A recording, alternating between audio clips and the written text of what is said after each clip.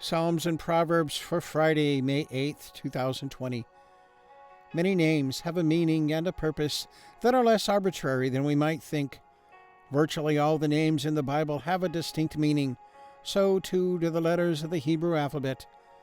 Psalm 119 is an acrostic of those 22 letters with 8 verses for each letter. Tet is the 9th letter of the Hebrew alphabet.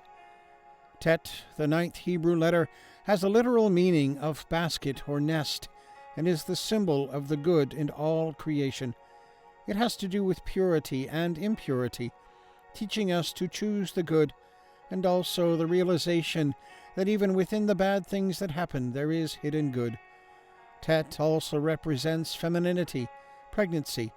It includes the kindness and mercy of creation and the principle that everything is eternal and nothing is ever lost. Tet's essence is feminine, representing the number 9 for the 9 months of pregnancy, and shaped like a womb, a spiral, a container where things change and transform. It is the field of manifestation, the essence of the feminine that contains all in her. The infinite is contained in Tet and brings about the finite. The Tet contains the hesed, kindness and mercy of creation. It teaches us to distinguish between the good and the bad, and by choosing the good, to clean and purify, and thereby to do that which is impossible, to erase the bad deed that was done. It contains the principle that nothing is lost, nothing is wasted, and all is eternal. The Tet is the container that creates the ability of tikkun, that all souls are attracted to life with one purpose, to restore all to good, as at the beginning. Psalm 119, verses 65 through 72, New King James. Meditations on the excellencies of the Word of God.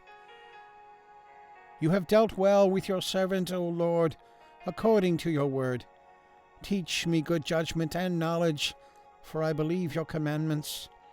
Before I was afflicted, I went astray, but now I keep your word.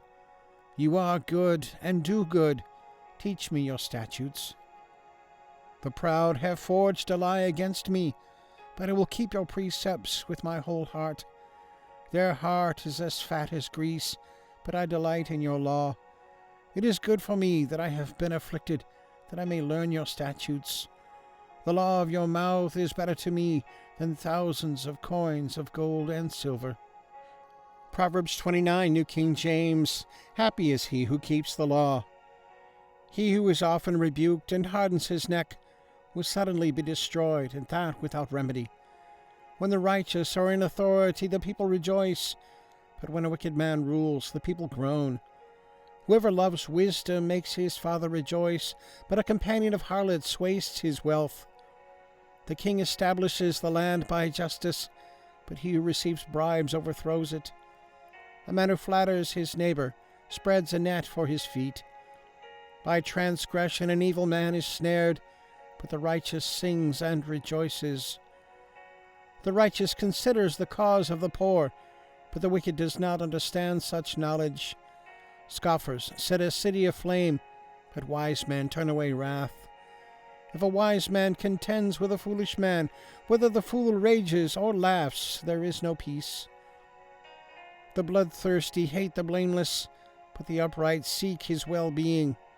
A fool vents all his feelings, but a wise man holds them back.